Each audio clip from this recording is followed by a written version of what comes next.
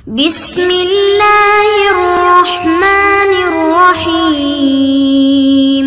بسم اللہ الرحمن الرحیم۔ السلام علیکم ورحمۃ اللہ وبرکاتہ۔ عزیز طلبہ، امید ہے آپ خیر و عافیت سے ہوں گے۔ اللہ تبارک و تعالیٰ آپ کو ایمان اور عافیت والی زندگی نصیب فرمائے۔ تو عزیز طلبہ، آج ہم سبق نمبر 77 کو پڑھنے جا رہے ہیں، جس کا عنوان ہے نجاست غلیظہ اور خفیفہ کے احکام حصہ صوم۔ نجاست غلیظہ اور خفیفہ کے احکام حصہ صوم۔ تو عزیز طلبہ، آپ کو یاد ہوگا کہ پچھلے سبق کے اندر ہم ترجمہ اور عبارت پڑھ چکے ہیں۔ اب ہم آتے ہیں سبق کی تفصیل کی طرف۔ تو تفصیل کچھ یوں ہے کہ آج کے سبق کے اندر ہم پڑھیں گے مچھلی کا خون اور گدھے خچر کے لعاب کا حکم اور قول مختار۔ نمبر 2، پیشاب کی چھینٹیں اور ان کا حکم اور قول مختار۔ نمبر 3، جس پانی میں پیشاب کی چھینٹیں گر جائیں اس پانی کا حکم مع تفصیل۔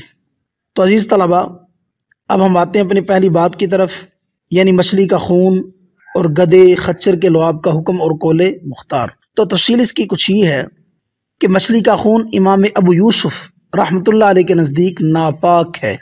مچھلی کا خون امام ابو یوسف رحمۃ اللہ علیہ کے نزدیک ناپاک ہے، اور گدھے اور خچر کے لعاب نجاست خفیفہ ہے۔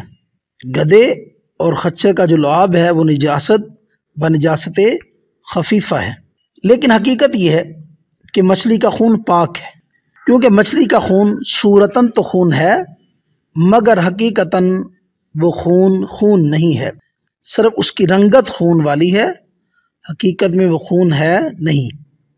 وجہ اس کی یہ ہے کہ خون والا جانور پانی میں رہ ہی نہیں سکتا۔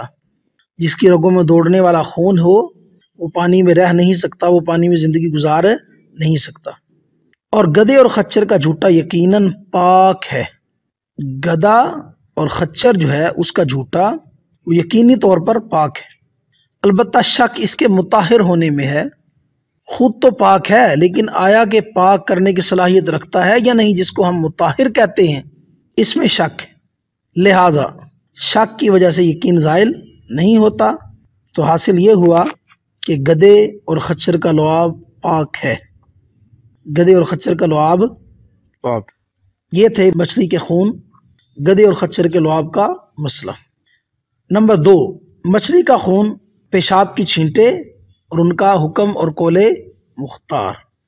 اگر کسی کے پیشاب کی چھینٹیں اس کے کپڑوں پر سوئی کے ناکے کے برابر لگیں، اس کو نظر آئے، اس کو یقین ہو کہ میرے کپڑوں پر پیشاب کی چھینٹیں گری ہیں، لیکن کتنی مقدار میں ہو، وہ جیسے سوئی کا ناکا ہوتا ہے اس کے برابر جو چھوٹی چھوٹی چھینٹیں اٹھ کر پیشاب کرتے وقت آدمی کے اوپر پڑتی ہیں، تو اگر وہ کپڑوں پر پڑیں تو دیکھا جائے گا کہ وہ چوتھائی سے کم مقدار ہے یا نہیں، یا زیادہ ہے۔ اگر تو چوتھائی سے کم مقدار ہو تو وہ معاف ہے، کیونکہ اتنی مقدار بچنا ممکن نہیں ہے۔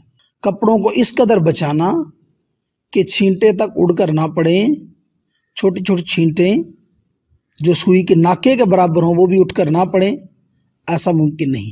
لہذا اس وجہ سے چوتھائی سے کم مقدار کو معاف قرار دیا گیا۔ جبکہ امام ابو یوسف رحمۃ اللہ علیہ فرماتے ہیں کہ اگر پیشاب کی چھینٹیں کپڑوں پر لگ گئیں اور ان کا اثر کپڑوں پر ظاہر ہوا پھر دھونا لازمی ہے، پھر اس کو دھونا ضروری ہے۔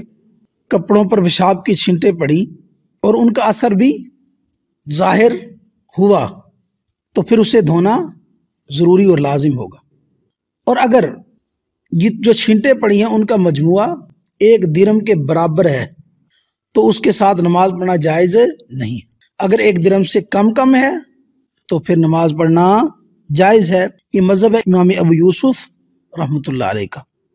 البتہ جو راجح قول ہے وہ وہی ہے جو متن کے اندر مذکور ہے، متن کا قول مفتہ بھی ہے۔ نمبر 3، جس پانی پہ پیشاب کی چھینٹیں گر جائیں تو اس پانی کا کیا حکم ہے؟ تو تفصیل اس کی یہ ہے کہ جس پانی میں پیشاب کی چھینٹیں گر جائیں تو بعض مشائخ کی رائے یہ ہے کہ اس سے پانی نجس نہیں ہوتا، کیونکہ اس طرح کی چھینٹوں سے کپڑا نجس نہیں ہوتا۔ جب کپڑا نجس نہیں ہوتا تو پانی بھی نجس نہ ہوگا۔ البتہ بعض کی رائے یہ ہے کہ پانی نجس ہو جاتا ہے، کیونکہ کپڑے بچانے میں حرج ہے، اس لیے کپڑے ناپاک نہیں ہوتے، لیکن پانی میں کوئی حرج ہے، پانی بچانے میں کوئی حرج نہیں ہے، لہٰذا اگر پانی میں وہ چھینٹیں گریں گی تو وہ پانی ناپاک ہو جائے گا، اور یہی قول مفتیٰ بھی ہے۔ تو عزیز طلبہ، یہ تھا ہمارا آج کا سبق، جس کے اندر ہم نے پڑھا مچھلی کا خون اور گدے، خچر وغیرہ کے لعاب کا حکم اور قول مختار۔ نمبر 2، پیشاب کی چھینٹیں اور ان کا حکم اور قول مختار۔ نمبر 3، جس پانی میں پیشاب کی چھینٹیں گر جائیں اس پانی کا حکم اور قول مختار۔ تو عزیز طلبہ، یہ تھا ہمارا آج کا سبق۔ اللہ تبارک و تعالیٰ تفقہ فی الدین نصیب فرمائیں، دین کی صحیح سمجھ نصیب فرمائیں، دین کو سمجھ کر اس کے مطابق عمل کرنے کی اور اس کی اشاعت کرنے کی توفیق نصیب فرمائیں۔ وآخر دعوانا ان الحمد للہ رب العالمین۔